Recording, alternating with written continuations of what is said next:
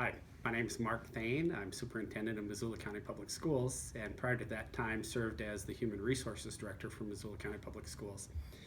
A little background on our district. We're a district of about 9,000 students. We employ 650 certified staff members and an additional 400 classified staff members.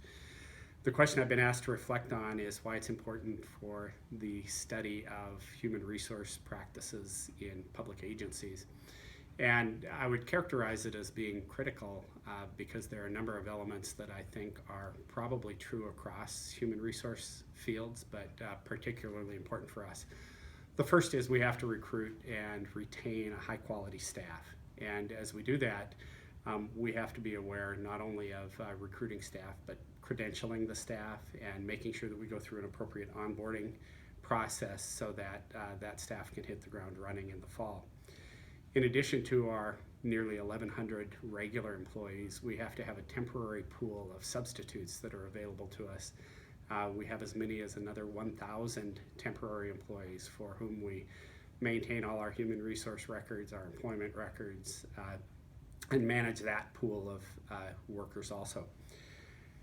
It's important also to note that our Human Resources Office is responsible for our maintaining compliance with the Fair Labor Standards Act, any Office of Civil Rights information that comes down, the Equal Opportunity Employment Commission, and of course any relevant court decisions, and making sure that we don't put the school district in jeopardy by failing to adhere to anything that comes from any of those offices. We're also engaged in collective bargaining with 4 different unions, and in addition to those 4 unions, we have 4 groups that engage in a meet and confer process that resembles collective bargaining in that it results in salary and work conditions being discussed and then formalized in a handbook process. Those are all critical to us, but then it's enforcement and making sure that all our line managers, our supervisors, and our principals understand the elements of the collective bargaining agreement so that they can make sure that they follow all the tenets that have been developed through that process. We also contract at times with independent contractors, and we need to make certain that we're following all the state regulations that come into play when independent contractors are employed by the school district. Once we have established that we have a viable working pool, we need to make sure that those employees are appropriately classified. So with our merged classified organization, we have very disparate job descriptions. We have people who work in the print shop, we have people that work in our hot lunch kitchens, we have secretarial staff, custodial staff, we have teachers' aides, we have sign language models, we have paraeducators. And it's important that each of them be compensated appropriately, and so we use the state classification manuals as an original attempt to identify what skills and attributes are required for each position, what level of education is required, and really what the relative worth of one position is compared to another, because the pay scales are different for each position. Employees also have a right in their collective bargaining agreement as a unit of employees to approach the district and request reclassification. And so we have to have an understanding of that whole process as it's articulated by the state and make sure that employees have their due and have the opportunity to make the case for reclassification of their positions.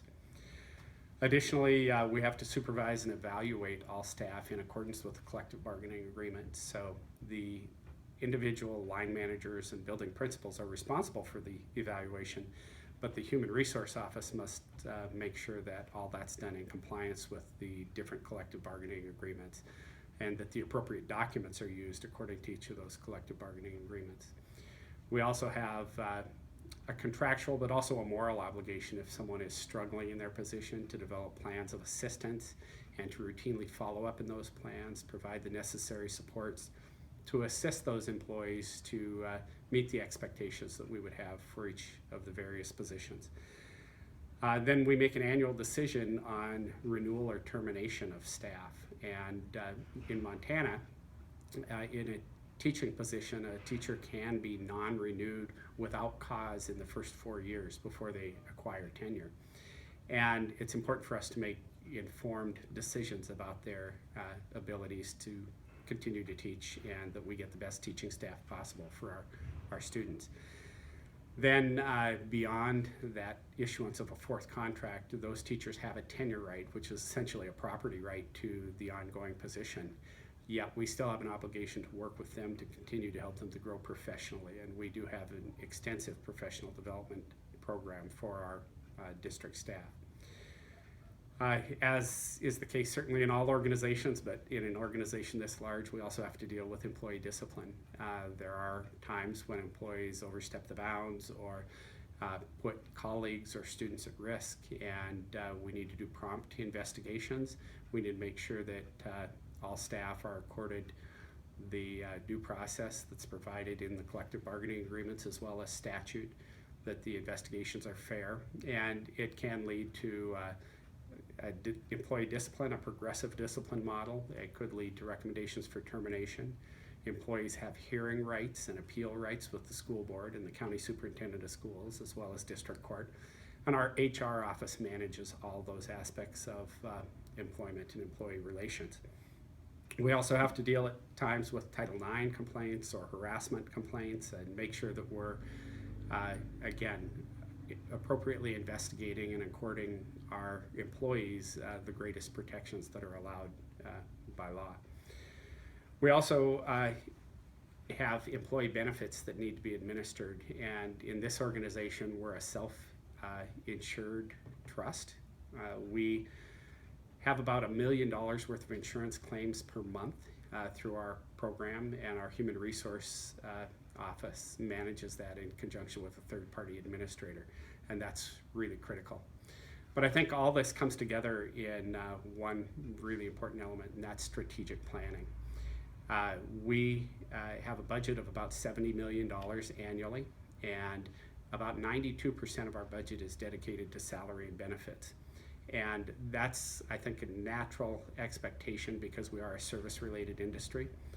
But it indicates to us the critical nature of making sure that we do plan appropriately, that we understand clearly what our staffing needs are, and that we reallocate staff each year among our 23 buildings based on the number of students and the needs of those programs. So the human resources aspect for our district is critical. It's an area that's ripe for litigation, and it's important that we make sure that we do follow not only the letter of the law, but also in good faith those agreements that we've made with our employees. And so those are the major elements. Again, they're critical, I think, for public sector employees, but I think to a large degree they parallel what we would find in the private sector too.